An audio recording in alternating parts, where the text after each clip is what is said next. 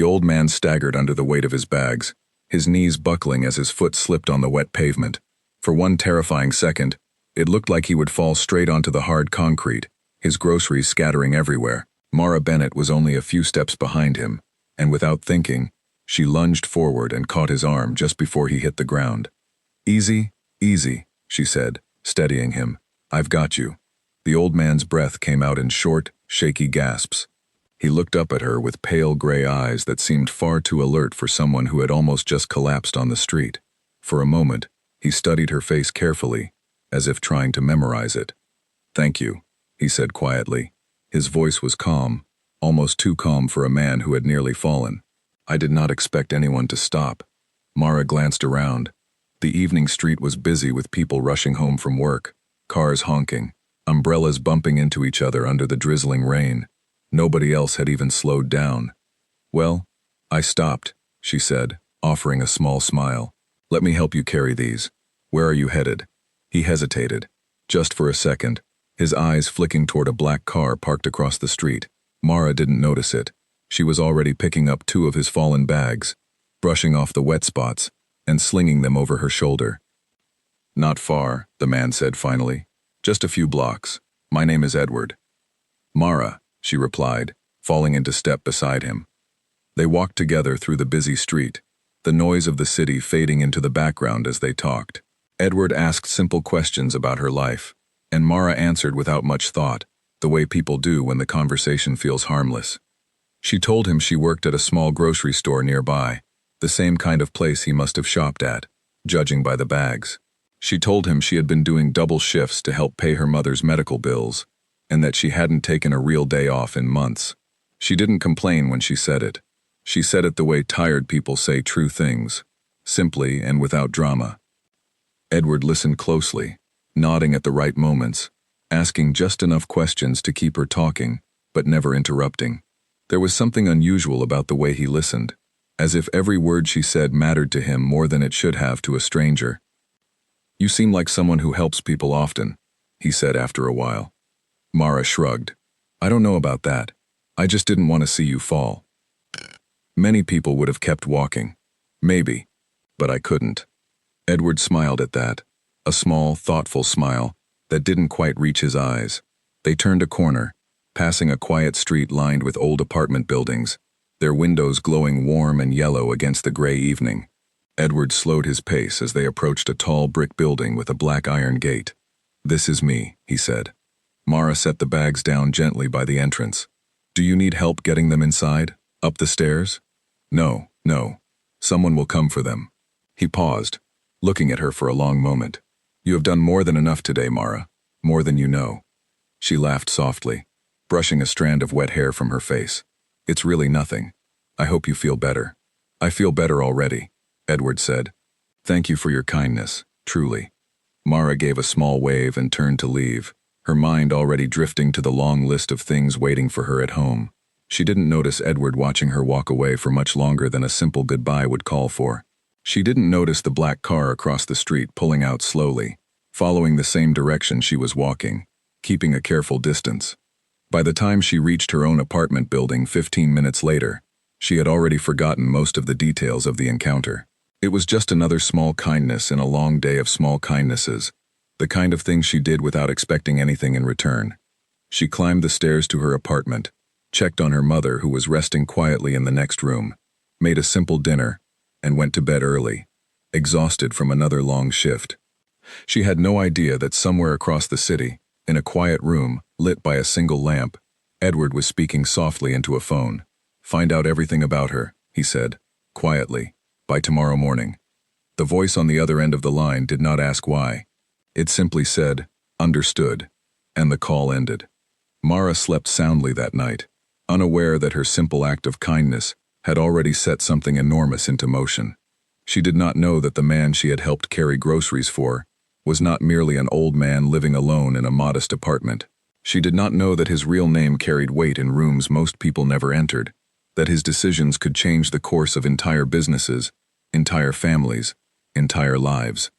All she knew, as she drifted off to sleep, was that she had helped someone who needed it. That was enough for her. It always had been. The next morning began like any other, Mara woke before sunrise, made a quick breakfast for her mother, checked her medication schedule, and left for her shift at the grocery store, with just enough time to catch the early bus.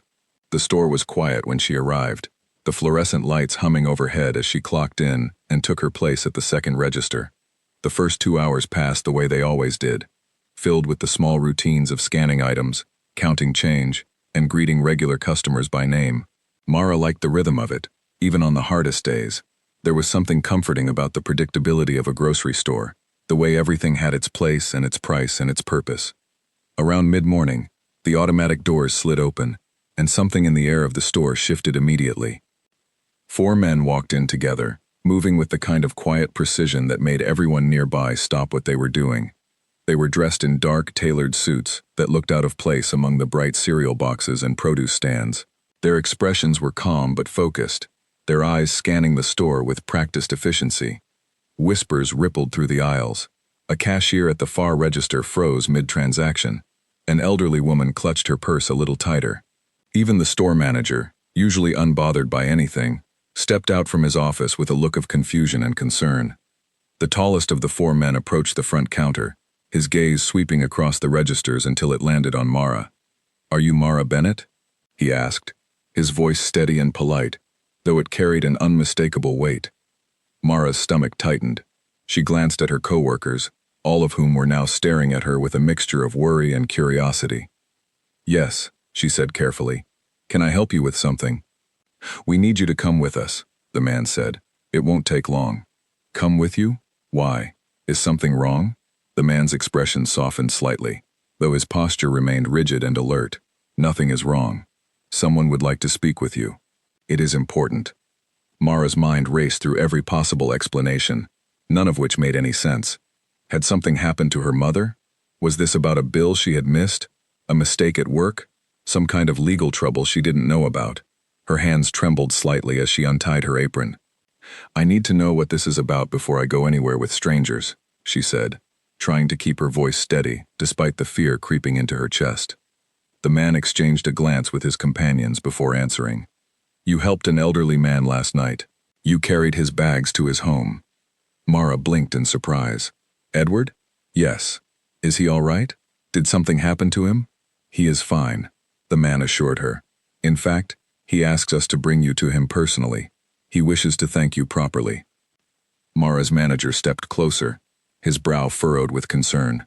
"Mara, you don't have to go anywhere if you don't want to. I can call the police if these men are bothering you." The 4 men remained perfectly still, showing no reaction to the threat, which somehow made the situation feel even stranger. They didn't seem offended or nervous. They simply waited, patient and composed, as though they had expected this kind of hesitation. Mara studied their faces for a long moment. There was something about their calm confidence that didn't feel threatening in the way she expected. If they meant her harm, surely they wouldn't have walked into a crowded store in broad daylight, announcing themselves so openly. "It's okay," she said finally, more to her manager than to the men. "I think I need to see this for myself." Her manager still looked uneasy, but he nodded slowly.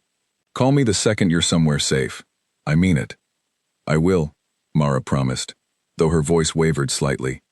She untied the rest of her apron, grabbed her jacket from behind the counter, and followed the 4 men out of the store.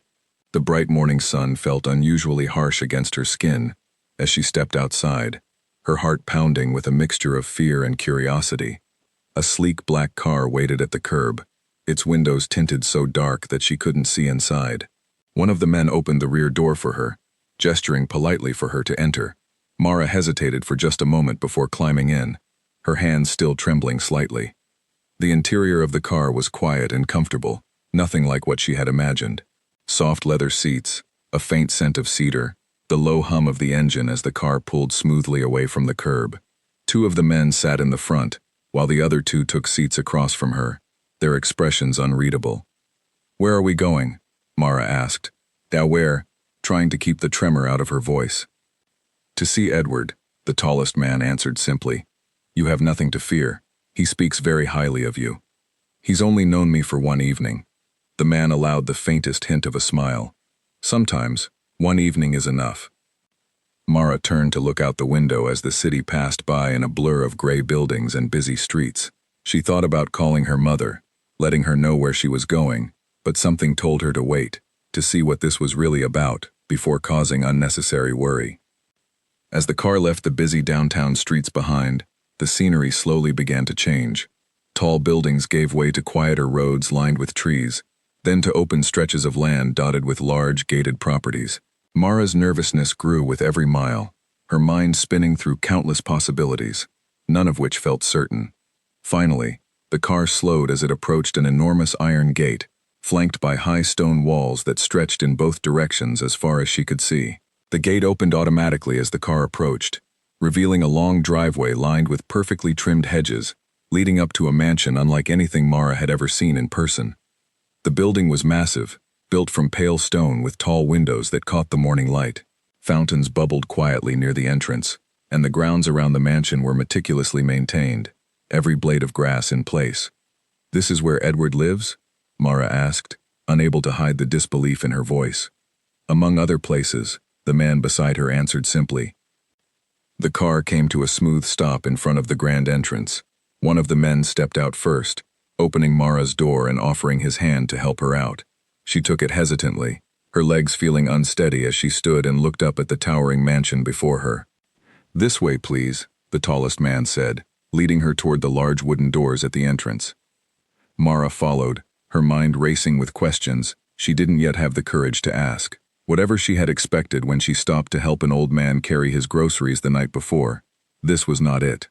As the heavy doors opened before her, revealing a grand foyer with polished marble floors and a sweeping staircase, she took a deep breath and stepped inside, unaware that her life was about to change in ways she never could have imagined. The interior of the mansion was even more impressive than the outside had suggested. High ceilings stretched above her, decorated with intricate molding that must have taken skilled craftsmen months to complete. Soft light poured in through tall windows, illuminating paintings that lined the hallway, each one framed with the kind of careful attention usually reserved for museums. Mara walked slowly, taking in every detail, her earlier fear slowly giving way to a kind of overwhelmed wonder. The four men escorted her through a series of hallways, past closed doors and quiet rooms, until they reached a set of double doors at the end of a long corridor. One of the men knocked softly before pushing the doors open. "Miss Bennet has arrived," he announced. Inside was a spacious study, its walls lined with bookshelves reaching all the way to the ceiling. A large wooden desk sat near the far wall, and comfortable chairs were arranged near a stone fireplace that crackled softly despite the warm weather outside. Sitting in one of those chairs, dressed now in a finely tailored dark suit instead of the plain clothes he had worn the night before, was Edward. He looked different in this setting, more composed, more powerful, though his eyes held the same warmth Mara remembered from their brief encounter.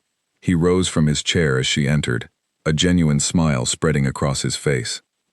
"Mara," he said warmly, "thank you for coming. Please, sit down."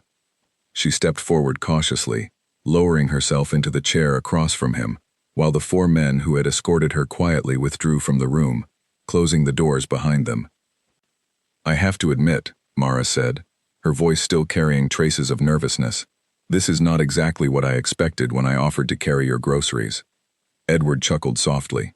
"I imagine not. I owe you an explanation, and an apology for the manner in which you were brought here. My men can be overly cautious, though their intentions were only to make sure you arrived safely." "Who are you exactly?" Mara asked, unable to hold back the question any longer. Edward's expression grew more serious, though not unkind. "My full name is Edward Callahan. I am, among other things, a man with a great deal of influence in this city. Some call me a businessman, others use less flattering terms. The truth, as it often does, lies somewhere in between." Mara sat quietly, absorbing his words, unsure of how to respond. "Last night," Edward continued, "I was not simply an old man struggling with his groceries by accident. I do this from time to time, walking the streets alone, dressed plainly, allowing myself to appear vulnerable. It is a test, of sorts. A way to see who in this city still possesses genuine kindness, without the promise of reward." "So you were testing me?" "In a way, yes. Though I did not expect to nearly fall. That part was unplanned." He smiled faintly at the memory. But your reaction was immediate, and it was honest. You did not hesitate. You did not look around to see if anyone was watching. You simply helped. Mara shifted in her seat, feeling a strange mixture of embarrassment and pride. I just did what anyone should do. That is precisely the problem, Edward said gently. Not everyone does. In my experience, kindness without expectation has become rare, especially in a city like this one. When I find it, I choose to honor it. Honor it how? Edward folded his hands together, studying her carefully. I would like to offer you an opportunity, Mara. A new position, one that would change your circumstances significantly. I understand you have been caring for your mother, working long hours to cover medical expenses. I can offer you a role within one of my legitimate businesses, a restaurant group I own throughout the city, along with compensation that would ease those burdens considerably. Mara's heart pounded at the mention of her mother, at the thought of finally being able to breathe without constantly worrying about the next bill. But something in Edward's careful wording made her pause. Legitimate businesses, she repeated slowly. That phrase makes it sound like you have other kinds. Edward's expression remained calm, though something flickered behind his eyes, a brief acknowledgement of the truth in her observation. The world I move through is complicated, Mara. I will not insult you by pretending otherwise, but the opportunity I am offering you involves none of that complexity. It is simply a chance for a better life, earned through one moment of genuine kindness. Mara sat in silence for a long moment, her mind spinning through everything she had just heard.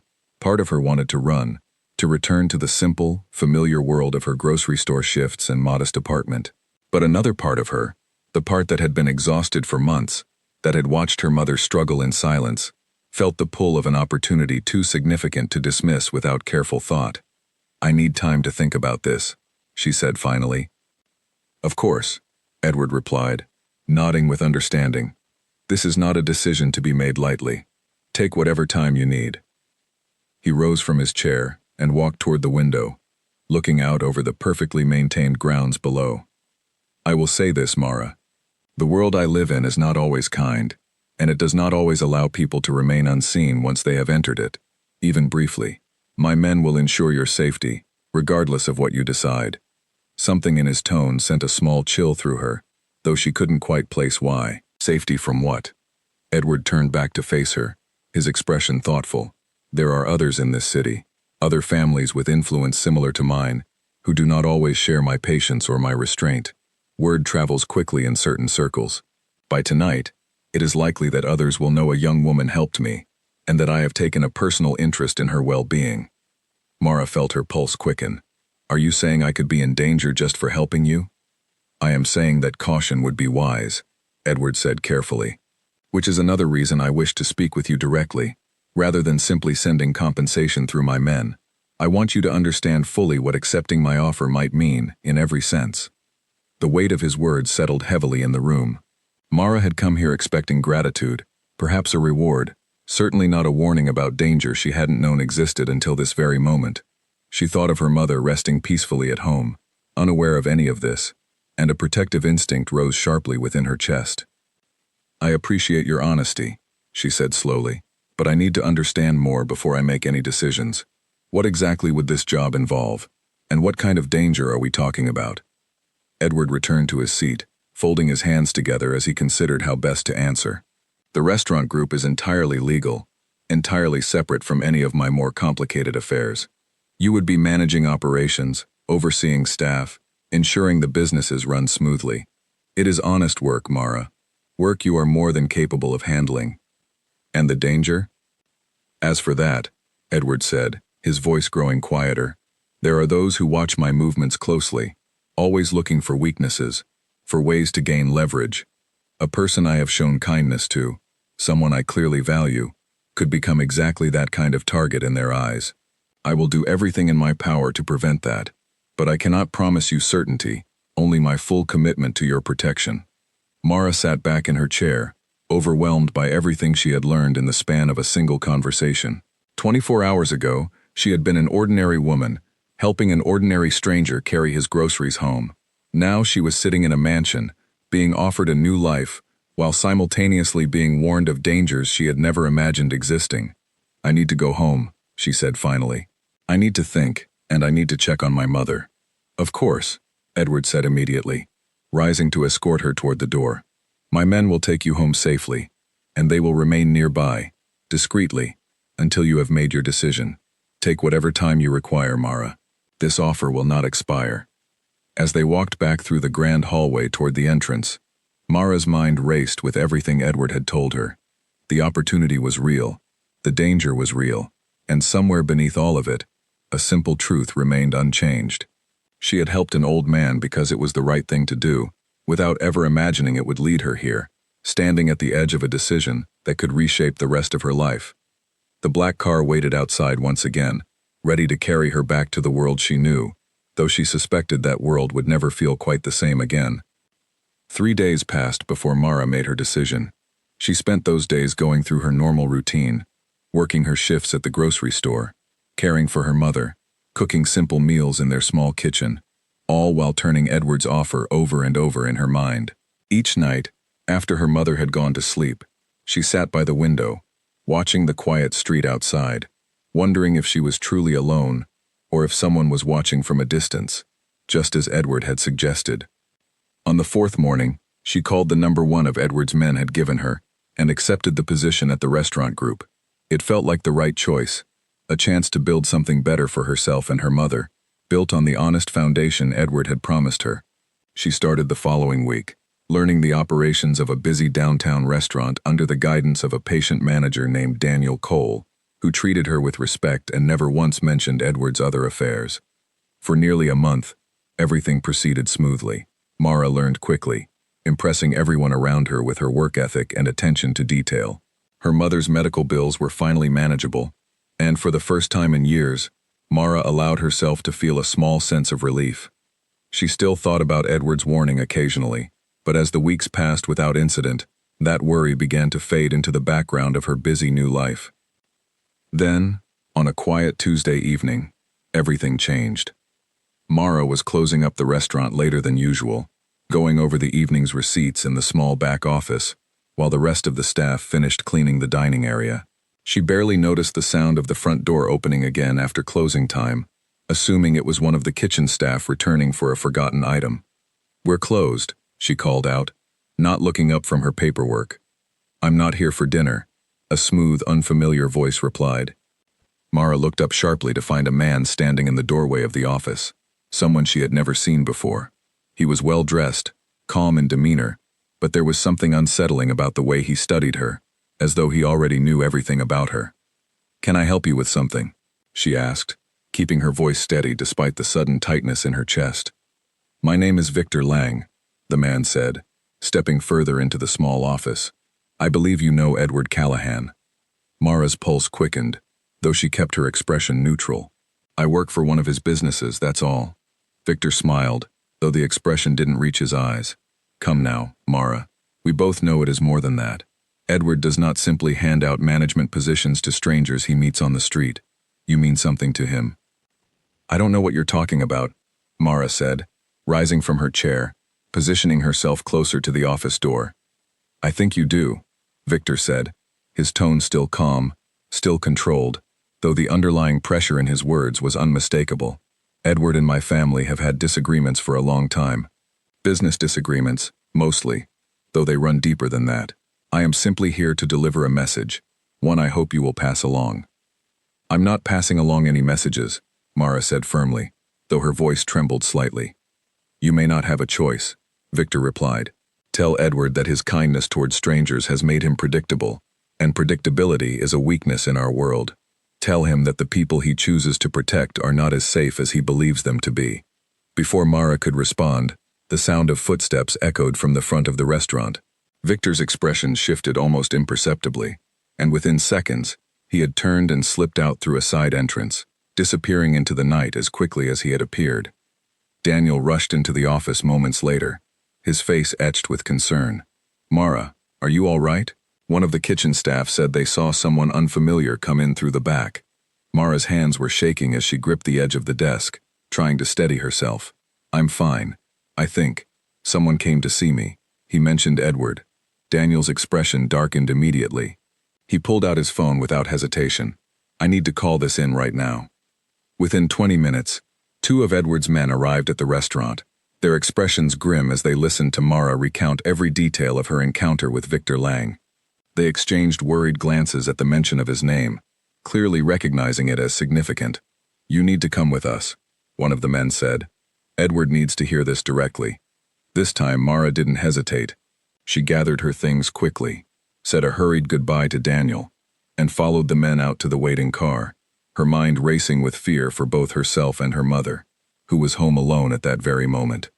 "My mother," she said urgently as the car pulled away from the restaurant. "I need to make sure she's safe. She is already being looked after," the man in the passenger seat assured her. "We have had someone nearby since the day you accepted this position, exactly as Edward promised." The revelation should have brought comfort, but instead, it only deepened Mara's unease. The idea that she and her mother had been quietly watched over for weeks, without her knowledge, made the danger Edward had warned her about feel suddenly, terrifyingly real. When they arrived at the mansion, Edward was already waiting in the same study where they had first spoken, his expression tense in a way Mara hadn't seen before. He listened carefully as she recounted her encounter with Victor Lang, his jaw tightening with each detail. "Victor Lang," Edward repeated once she had finished, his voice low and controlled, though anger simmered beneath the surface. "His family has long resented my influence in this city. This is exactly the kind of situation I feared when I warned you of the risks involved." "What does he want?" Mara asked, still shaken from the encounter. "He wants to unsettle me," Edward said, "to remind me that even the people I care about are not beyond his reach. It is a message, nothing more, at least for now, but I will not allow it to become anything more than that." "What happens next?" Mara asked, fear and frustration mixing in her voice. "Am I supposed to just go on with my life while worrying about men showing up in my office unannounced?" Edward's expression softened slightly, though the tension in his posture remained. "No. From this point forward, you will have protection with you at all times, whether at work, at home, or anywhere in between. I understand this is not the life you imagined when you accepted this position, and if you wish to walk away entirely, I will understand and support that decision as well." Mara sat quietly for a long moment, weighing everything Edward had said. Walking away would mean returning to her old life, the exhausting shifts, the constant worry over bills, but also a return to safety, to normalcy. Staying meant continuing to build something better, but doing so under the shadow of danger she hadn't fully understood until tonight. "I need to think," she said finally, echoing the same words she had spoken weeks earlier, though this time, the stakes felt infinitely higher. "Take all the time you need," Edward said gently, "but please, allow my men to ensure your safety in the meantime, regardless of what you decide." Mara nodded slowly, her mind already turning toward home, toward her mother, toward the uncertain days that lay ahead. As she left the mansion that night, escorted once again by careful, watchful men, she couldn't shake the feeling that she had stepped into something far larger than she had ever intended, all because of one small act of kindness on a rainy evening weeks before. Over the following days, Mara's life transformed once again, this time in ways that felt heavier, more serious than before. Two of Edward's men accompanied her everywhere, standing quietly outside the restaurant during her shifts, waiting patiently outside her apartment building each evening. Her mother, though initially frightened by the sudden presence of unfamiliar men nearby, grew to trust their calm, respectful demeanor over time, especially after Mara carefully explained the situation in terms simple enough not to cause unnecessary alarm. Despite the constant protection, an undercurrent of tension followed Mara through every part of her day. She found herself glancing over her shoulder more often, studying strangers a little too carefully, wondering if Victor Lang or someone connected to him might appear again without warning.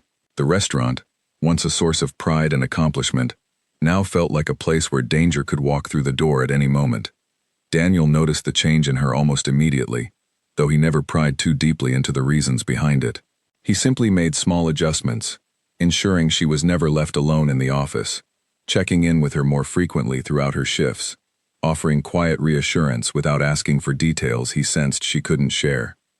One evening, nearly 2 weeks after the encounter with Victor Lang, Mara received an unexpected phone call from one of Edward's men while walking home from the bus stop, her usual protective escort trailing a short distance behind her.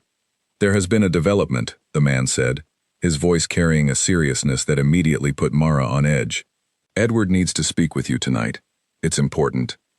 Mara's stomach twisted with anxiety as she agreed, allowing herself to be picked up once again and driven toward the mansion, her mind spinning through every possible reason for such an urgent summons. When she arrived, she found Edward standing near the large window in his study, his back turned toward the door, his shoulders tense with concern. "What's happened?" Mara asked immediately, unable to bear the suspense any longer. Edward turned to face her, his expression grave. "Victor Lang has made another move, one far more serious than his visit to your restaurant. My sources have informed me that he intends to use you more directly, to force a confrontation between our families, by placing you in a position of real danger." Mara's breath caught in her throat. "What does that mean exactly?" "It means," Edward said carefully, "that he may attempt to have you brought to him directly, likely under false pretenses, in an effort to gain leverage against me. I will not allow that to happen, but I need you to understand the seriousness of the situation we now find ourselves in." Fear coiled tightly in Mara's chest, though beneath it, a spark of determination began to grow. She had come too far, built too much of her new life, to simply retreat now out of fear.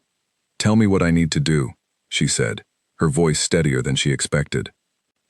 Edward studied her for a long moment, clearly weighing his next words carefully. "For the next several days, you will need to remain here, at the estate, where I can guarantee your safety completely. Your mother will be brought here as well, comfortably and safely, until this situation has been resolved." "And how exactly do you plan to resolve it?" Mara asked. "That," Edward said quietly, "is something I intend to handle personally and carefully. Victor Lang has made a mistake in targeting someone under my protection so openly.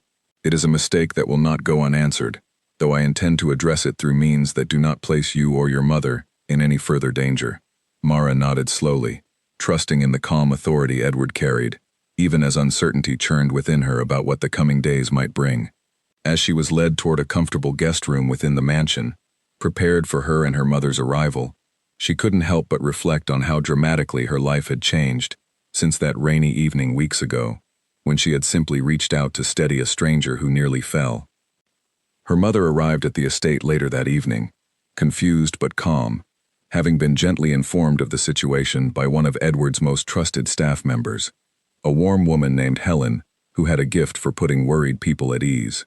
Mara found her mother settled comfortably in a guest room down the hall from her own, surrounded by careful attention and quiet reassurance that eased at least some of the fear weighing on both of them. Over the following 2 days, Mara remained within the walls of the estate, watching from a distance as Edward moved through a series of quiet meetings and careful phone calls, his expression unreadable each time he returned to check on her well-being. She didn't ask for details, and he didn't offer many, though his calm confidence never wavered, even as the tension within the mansion grew thicker with each passing hour. On the third evening, everything came to a head. Mara was sitting with her mother in the estate's quiet garden, trying to distract herself with simple conversation, when one of Edward's men approached them with an urgent expression. "Mara, Edward needs you in the study immediately." Her heart dropped, fear flooding through her as she rose quickly, kissing her mother's forehead before following the man inside. She found Edward standing near his desk, his expression a careful mixture of tension and controlled resolve. "What's happening?" Mara asked, her voice tight with worry. "Victor Lang has agreed to a meeting," Edward said. "He believes he is coming here to negotiate terms regarding you, believing I am prepared to make concessions to ensure your safety. What he does not know is that I have already secured the support of several other influential families in this city, families who do not appreciate his recent methods, and who have agreed to stand alongside me in resolving this matter firmly and permanently." "You're using me as bait," Mara said slowly, understanding beginning to dawn. "No," Edward said firmly, stepping closer. "You will remain here, in this room, completely safe, while the situation is handled elsewhere on the property, in full view of the very witnesses whose support I have gathered. Victor believes he holds leverage over me through you. He is about to discover how mistaken that belief truly is." Mara's hands trembled slightly, though a steady resolve settled over her as she absorbed his words. "What happens to him?" "That depends entirely on how reasonably he chooses to behave," Edward said. My intention is not to cause harm, but to make it undeniably clear that targeting those under my protection carries consequences severe enough to discourage anyone from attempting it again. Victor is a proud man, but he is not foolish. Faced with the united front I have assembled, I believe he will choose to withdraw his threats entirely. Over the next hour, Mara remained in the study, listening to the quiet sounds of activity throughout the mansion. Her nerves stretched thin with anticipation. She caught glimpses through the window of unfamiliar cars arriving at the estate, of serious-looking men and women being escorted toward the main hall, each one carrying the same quiet authority she had first sensed in Edward himself. Finally, after what felt like an eternity, Edward returned to the study, his expression noticeably lighter than before. "It's done," he said simply. "Victor Lang has agreed to withdraw entirely, both from his interest in you and from any further attempts to challenge my position in this city. The other families made it clear that his actions were unacceptable, and faced with unified opposition, he had little choice but to concede." Relief washed over Mara so suddenly that her knees felt weak. She lowered herself into the nearest chair, tears of relief threatening to spill over as the weight of the past weeks finally began to lift from her shoulders. "It's really over?" she asked quietly. "It's over," Edward confirmed gently. "You and your mother are safe, Mara. Completely and permanently safe." In the days that followed, life slowly began to settle into a new, steadier rhythm. Mara and her mother returned to their apartment, though Edward insisted on continuing modest security measures for a while longer, simply as a precaution. Mara returned to her position at the restaurant group, where Daniel welcomed her back warmly, relieved to see the tension finally easing from her expression. Weeks turned into months, and the danger that had once shadowed every corner of Mara's life faded gradually into memory. She continued to excel in her role, eventually being promoted to oversee not just one restaurant but an entire district of Edward's legitimate business holdings. Her mother's health stabilized under consistent, quality care, and for the first time in years, Mara found herself sleeping soundly through the night, free from the constant weight of financial worry. Edward remained a quiet, steady presence in her life, though their relationship never crossed into anything beyond mutual respect and genuine friendship. He would occasionally invite her to the estate for dinner, always treating her with the same warmth he had shown from their very first meeting on that rainy street corner. Mara, in turn, never forgot the lesson she had learned through everything that had happened. That kindness, even when given without expectation, had a way of returning to those who offered it freely, sometimes in ways too large to have ever imagined. One evening, nearly a year after that first fateful encounter, Mara found herself walking home from work along a familiar street, the city lights glowing warmly against the darkening sky. She noticed an elderly woman struggling with a heavy bag of groceries near a bus stop, her steps unsteady as she tried to navigate the uneven pavement. Without hesitation, Mara crossed the street and offered her help, just as she had done so many months before. As she walked alongside the grateful stranger, carrying half of her burden without a second thought, Mara smiled quietly to herself, understanding now more than ever the quiet, powerful truth she had stumbled upon that rainy evening long ago.